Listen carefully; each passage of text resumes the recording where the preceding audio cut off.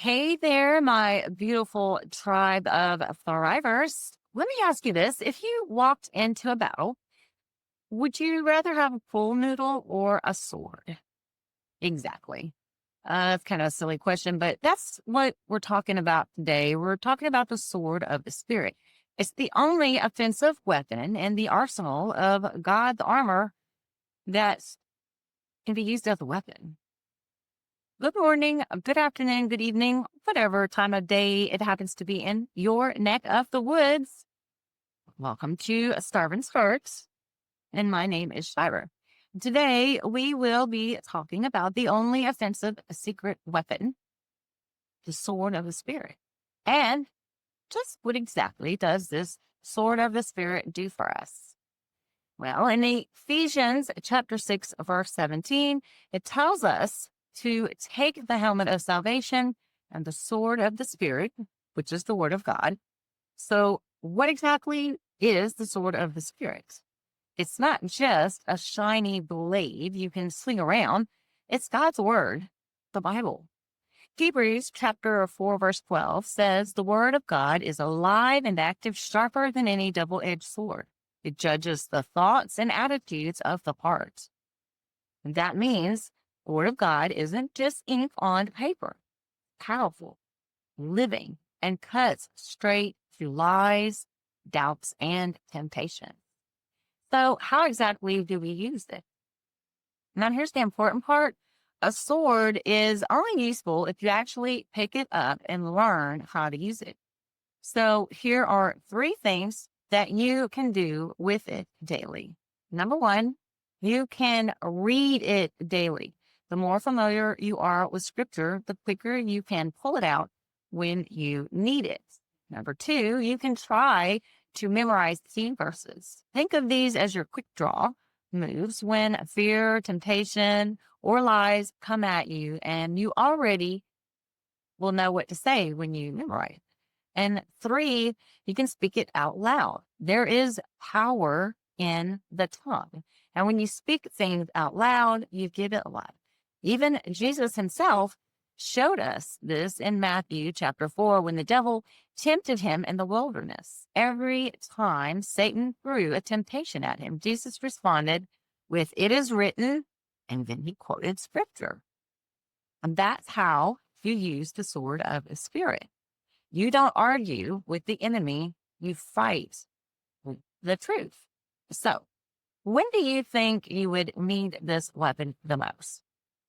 When fear creeps in.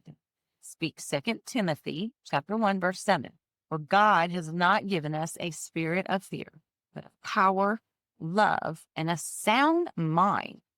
When temptation comes, use 1 Corinthians chapter 10, verse 13. God is faithful.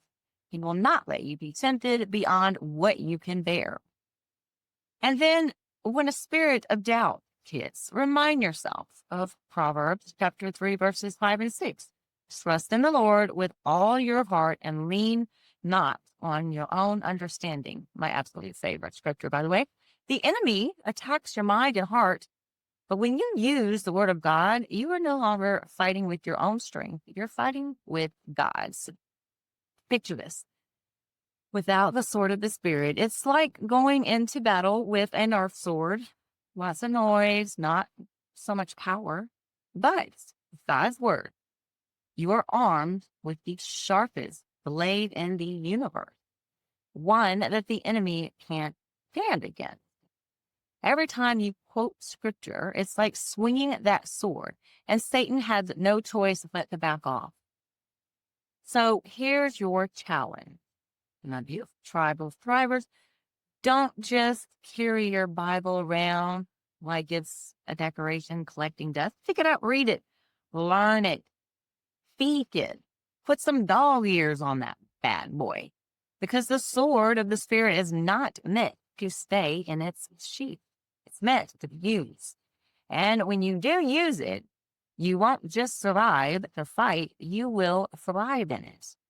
So are you ready to sharpen your sword? So, then grab your Bible and let's start fighting back God's way. In the next video, in this part series on the armor of God, we will discuss the final piece that ties everything together, the power of prayer and petition. If you've received any value from this video, please hit the like button, completely free, and it tells YouTube to share this video with more people that are just like you. If you haven't subscribed yet, I'd love for you to join the tribe by hitting subscribe. And if you'd like to support my work, you can click the Buy Me a Coffee link in the description below. It is never, ever expected, but always greatly appreciated, as creating videos is my full-time job. And I love researching and bringing you practical, biblically based information that you can use every single day. I truly love each and every one of you, and I appreciate you all. Until next time, may God bless you and all of your loved ones. Bye.